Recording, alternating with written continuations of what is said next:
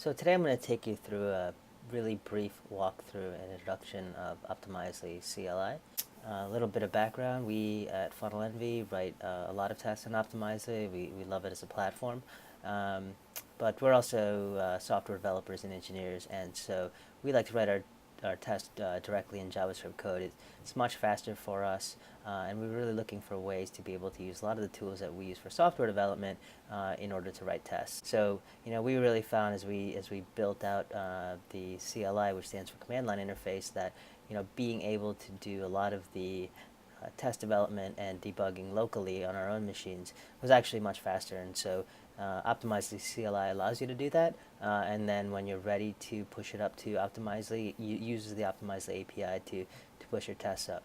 You certainly do have to do a lot of the final tweaking and edits and QA directly in Optimizely, but the largest component of tests, especially more complex tests, not just changing around a word or two or a color, but tests that are significantly more involved, is writing the code and is developing it. So hopefully, if you're a developer writing Optimizely tests, this can have value for you. So let's get into it. I'm going to skip past the installation of the Opt-CLI itself. It's pretty straightforward. It is built on Node, so you're going to have Node installed locally, and it's delivered as an npm package, so you're going to have to do an npm install of Optimizely-CLI. Documentation's on our page, so feel free to take a look. Once you have installed Optimizely-CLI, what you'll want to do is create a new directory for your project. You'll see that this one here is empty, and you'll want to, the first thing you want to do is initialize your project. The Optimizely init command is the one you want to use for that, and you need to specify your project ID. The easiest way to find that is to head over to Optimizely on your project and go to the Project Settings tab, where under Snippet Implementation you will see your project ID. So now, if I look at it, Optimizely-CLI has created a project.json file. An empty project is obviously not very useful, so we'll want to create our first experiment. Let's say we wanted to do a headline test on the Funnel Envy homepage. So to do that, you'll want to use the Optimizely-CLI experiment command, which takes several arguments, including the directory that you want to create the experiment in, the description of the experiment, that's what's going to show up in Optimizely in the dashboard and in several other places, as well as the default editor URL. When you open it up in Optimizely, this is the page that will open. So now you'll see that it has created the folder and in there is the experiment.json file that describes the experiment. So next up, we'll want to create a variation within that experiment.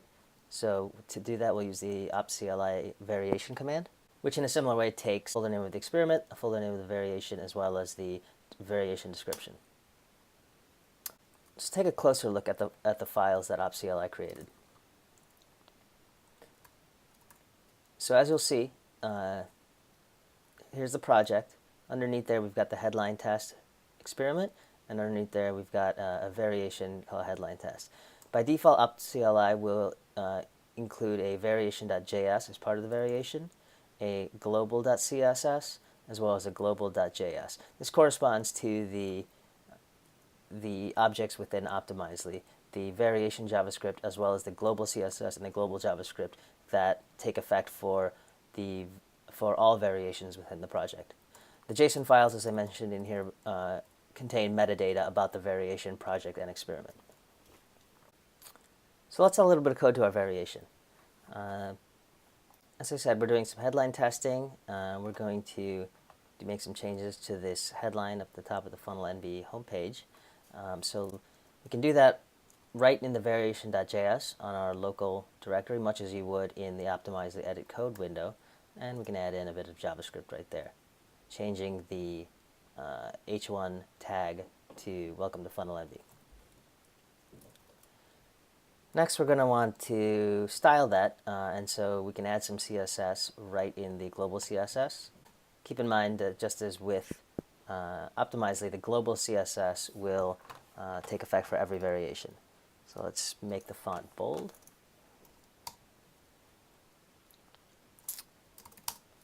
save that, and then for illustrative purposes, put a function in the global JavaScript file. And in order to call this function, I'm actually going to go back to the variation.js and call it right from there.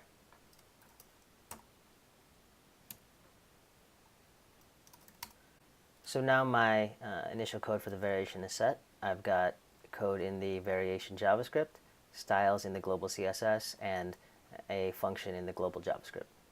Once you've coded your variation, Optimizely-CLI will let you host that variation locally and preview, debug, edit, and finalize the code for the variation before you push it up to Optimizely.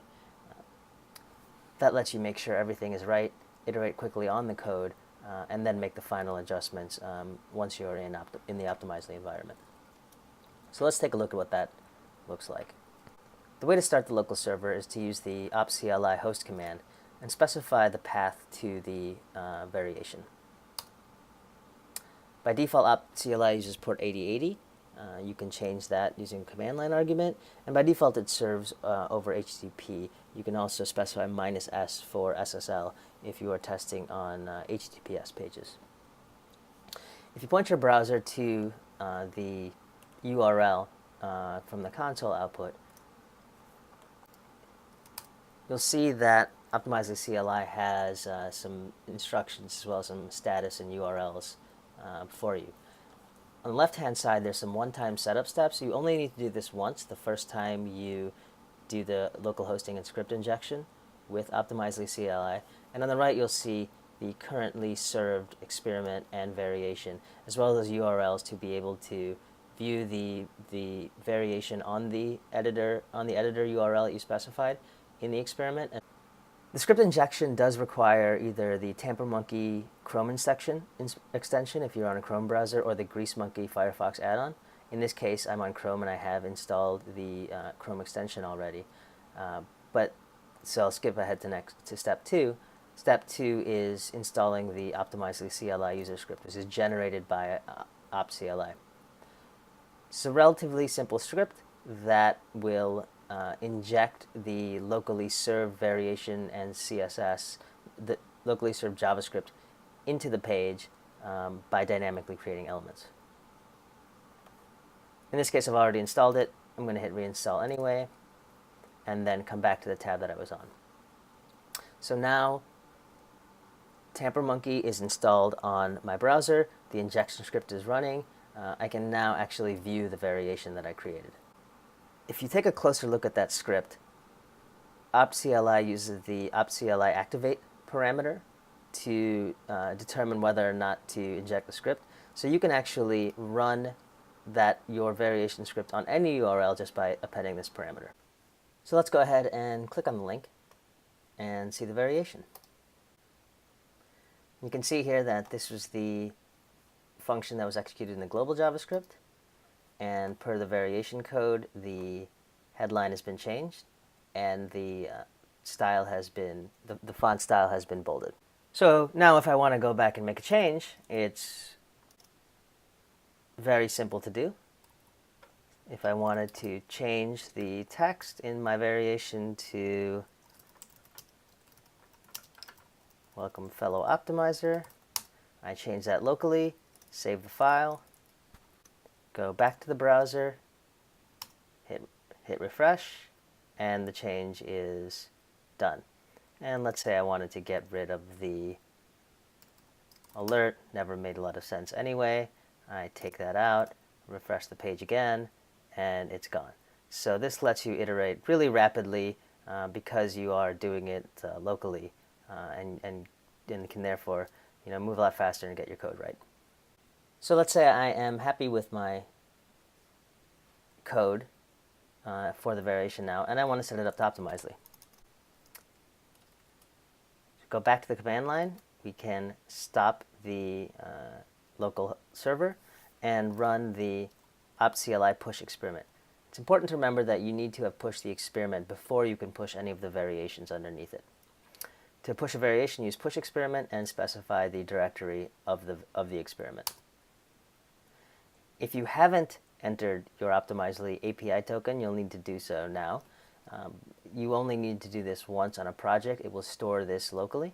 So I'm going to enter my token now. So the token's been set, and it has created a remote experiment in Optimizely. So let's head back over to Optimizely, and looking at the dashboard, refreshing the page, and I can see the headline test has been created. So let me push up the variation now that I created. To do that, you'll use the opt-CLI push variation command, specifying the path to the variation, which is obviously underneath the experiment locally. And I didn't need to enter my token because I've entered it once, and you can see that the variation has been created. One final note on both the push experiment and push variation commands. You can run these multiple times. So the first time for both, it'll create either an experiment or a variation, but if you make some local changes and run it again, it will actually update the code for those variations. So that's how you can keep your local code in sync with what's in Optimizely. So if I go take a look in Optimizely, you'll see that the headline test 1 experiment has been created,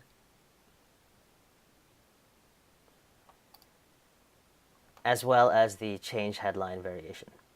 By default, Optimizely will create a variation number 1. You can remove that if you choose.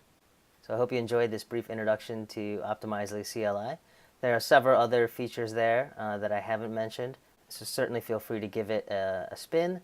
If you have any feedback, we'd love to hear it. Feel free to submit issues or better yet, pull requests on the GitHub page. Thank you.